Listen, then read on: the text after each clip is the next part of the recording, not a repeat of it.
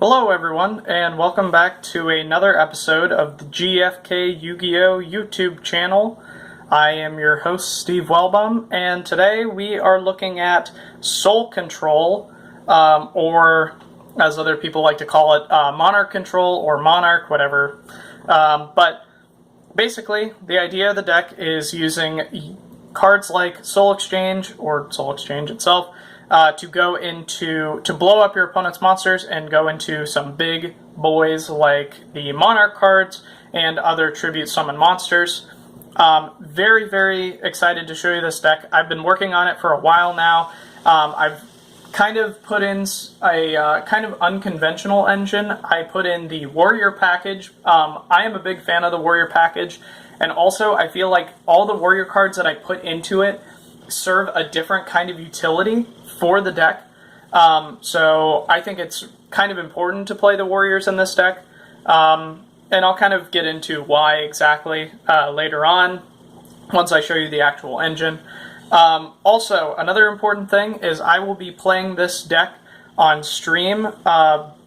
It should be tomorrow by the air date of this Friday, this coming Friday.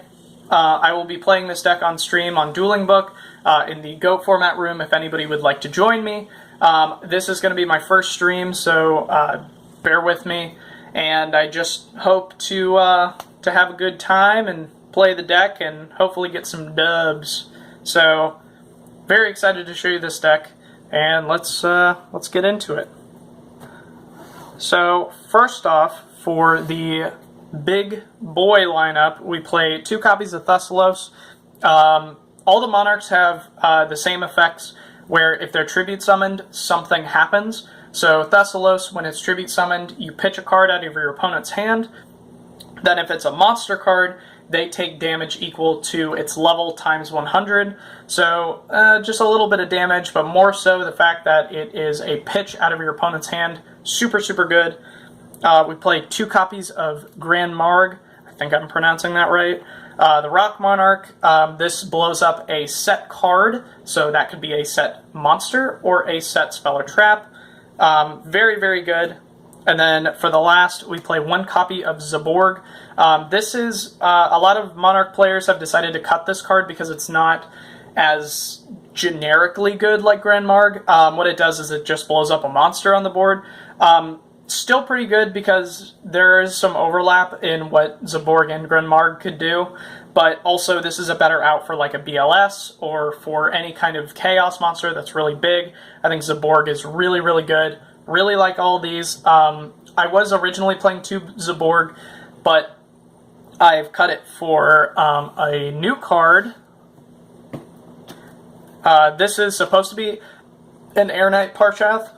I do not have a Parshath outside of some of the other decks, so this honestly could be like any other tribute summon monster. This could be the Warrior level 5, I forget his name. I was playing him for a little bit, but I found that there were too many opportunities when I would want an actual good tribute monster. But, you know, it's still playable. And then we also play 1 copy of Jinzo, the best monster in the deck. Jinzo is my favorite. I say that about like 80 cards. It's probably one of my favorite GOAT cards. Being able to shut down an entire facet of GOAT format is amazing. And I think Jinzo is really, really important to this deck because of the fact that a lot of you kind of want to kill your opponent in the battle phase a lot of the time with a lot of your really, really big monsters. So having Jinzo in the deck shuts down the battle traps and everything like that is really, really good. So 1 copy of Jinzo. And then because we do play a few light monsters, we do play 1 copy of BLS. We play 3 light monsters in this deck that can be put in the graveyard. So Zaborg, Blade Knight, which I'll get into, and also we do play the Air Knight. So we do play a few light monsters, but you know, it's not a ton. So I think just 1 BLS is fine, and it's BLS. Like if you can play it, then it's good. And then for the floaters, we play 2 copies of Spirit Reaper and 1 copy of Twin-Headed Behemoth. I'm thinking of cutting Behemoth because it doesn't really do as much. Spirit Reaper is way more versatile, but drawing multiples of Spirit Reaper is kind of rough. So I don't want to put in 3, and I wanted to have something with a little more attack that can actually like push for stuff. Twin-Headed Behemoth is really good. If you don't know what it does, when it is sent to the graveyard, you're allowed to summon it back to the field at the end phase, and it becomes 1,000,000.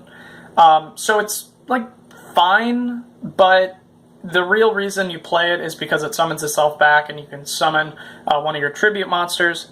You don't play a ton of floaters because of the fact you play so many soul control cards, but this is just like a good not extender, like floater, keep you alive for a while, especially Spirit Reaper, and gets you to bigger cards. So I think it's fine.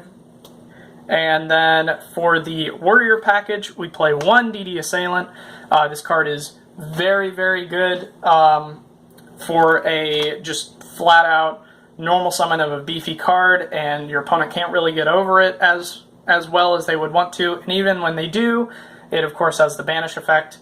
1 copy of Blade Knight. This is really good because it's a light, and also it is a super versatile card, being able to be a big body in certain situations, and also being able to outflip monsters in certain situations is really good.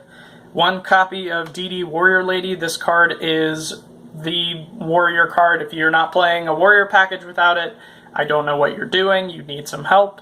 Same with Exiled Force, really, really good. They both out problem monsters. 1 Mystic Swordsman level 2. This is a card that I see cited a lot. Personally, I think this card is like, it's really hard to cut because I play so many games, and I usually always are searching it off of Rhoda, and I don't understand why it comes up so much. I really, really want to cut it, and when I'm in crafting, I'm like, okay, well, I need to cut a card to play this, and maybe I can cut Mystic Swordsman, I'm not sure, and then I play like a few more games, and then it like comes in super clutch, so it's hard to cut, but, you know, if you feel like Blade Knight is enough for a flip monster negation, by all means, go ahead. And then my favorite card, a card that's kind of slept on, one of my favorite cards, that not a lot of people play, is the last card for the Warrior package, Little Wingard. This card is fantastic in this deck. Not only is it a body, but it also has really, really good defense. If you don't know what it does, it has it's like a pseudo Dante, where at the end phase of your turn you can change the battle position of this card. So you can attack with it during your battle phase, and then at your end phase switch it to defense. I play this card over Big Shield Gardna because I don't think Big Shield Gardna... The only thing that can really get over this that Big Shield Gardna protects against is Parshath, but I don't think my opponent's going to be summoning a Parshath on me very, very often unless it's through the Premature Burial, summoning it back from graveyard. So I'm not really that afraid of Parshath. So I think Little Wingard is a much better card because of its offensive capabilities as well. Because 1400 attack is like nothing to sneeze at. And also it's searchable off Sangan. You know, I really, really like this card. I don't foresee me cutting it. And it's also a big meme because, like, no one really expects the Little Wingard, but, you know, they get the Little Wingard. So, very, very loving of that card. And then 1 copy of Sangan and 1 copy of Breaker to round out the monsters. Both generically good, both darks. Not really much more to say about that. Moving on to the spell lineup. This is super important. We play 3 copies of Soul Exchange and 2 copies of Brain Control. The reason we play 3 Soul Exchange is the monster doesn't have to be face up like Brain Control does. Though if you use Brain Control, you're allowed to still use your battle phase. Really, it's not that big of a deal with Soul Exchange because you're wanting to get more advantage out of your opponent and less of trying to openly kill them in a turn. So that's why some of the cards in this deck are more suited to that, and that's why I play the Warrior package as well, because you're not trying to go for game. If I was trying to go for game, I'd play more Chaos cards, I'd play more Darks and Lights, I'd play more Flips, but with Soul Exchange, you can't really do that, so that's why we play a more control variant of the deck, and, you know, it's still really good. I love the deck, and, yeah, you gotta play these ratios if you're playing it this certain way. If you're gonna play it the other way, you probably need to play more brain controls than Soul Exchange, but regardless, you know, you gotta play the control cards. And then 2 copies of Rhoda. This is to get to your Warrior Engine, of course. Not really much to say other than that. As for the 1-ofs, 1 Pot of Greed, yes. 1 Graceful Charity, yes. 1 Duo, of course. Snatch, Preemie, Heavy, MST, all the 7 standard cards of GOAT. 1 copy of Swords. I really like Swords. This card's really fun because you can activate it under Jinzo and still be safe. Also, this is a, I also see this as like a pseudo control card because you activate it and your opponent has to decide whether or not to wait 3 turns, let you get into your soul cards and your, like all of your really, really strong cards, or they blow it up with an MST or a Dust Tornado. Really not optimal. So I think Swords is really, really good in the deck as a control card, and also stalls you until you can see your really, really good stuff that you want to see. So that's why we play Swords. And then 2 copies of Knock. It's Knock. You gotta play it. Sometimes Knock is not nearly as good in this deck, just because you're using the soul cards as a pseudo Knock, but I still think it's pretty important because you don't need a setup play to use your Knock, basically. And then you also play 1 copy of Book of Moon. This is just a flex card. I play Book of Moon because of Jinzo. I really, really, really want to see Jinzo every single game, and because it's just a good card. Also, you don't play a Sook, so I think you should be playing at least 1 card to set cards face down. In Book of Moon is that. Also, it's pretty good with your Mystic Swordsman.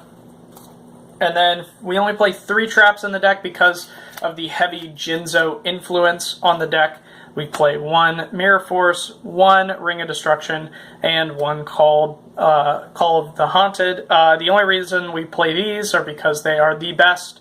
Not really any other traps. You could play Dust Tornado. I was playing Dust Tornado for a while, but I felt like I didn't really need it as much because the soul cards are really putting in a lot of work, and you're not even going to be using the battle phase as much unless you're like really sure on going into the battle phase. So yeah, I don't really see a reason in playing these as much, or Dust Tornado as much, but these cards are the best traps you can play. You probably could get away with playing like a Judgment or stuff like that, but I think these are the best. So anyways, guys, that is the deck profile. I haven't played this deck in a while. I recently picked it back up because I wanted to play some more GOAT, and it was putting in a lot of work, but I think there are some things that I need to switch around about it. If you guys have any suggestions for the deck, please let me know in the comments, and if you have any suggestions for further deck profiles, also let me know in the comments. An important thing to remember in this deck is you're not trying to kill people, you're trying to get card advantage, and also there are a lot of bluff set cards that you can use. So if you set like a Soul Exchange and a set monster, and they try to blow up the Soul Exchange, they're blowing up a card that's not going to do you anything. So I think that's also a really important thing to think about. Other than that, have fun, blow up your opponent's cards, and that's all I got. Also, don't forget, on Friday, we will be doing the stream at 7 o'clock, so don't be late for that if you would like to join, and I hope you guys have a good time with me. Alright, take care, guys.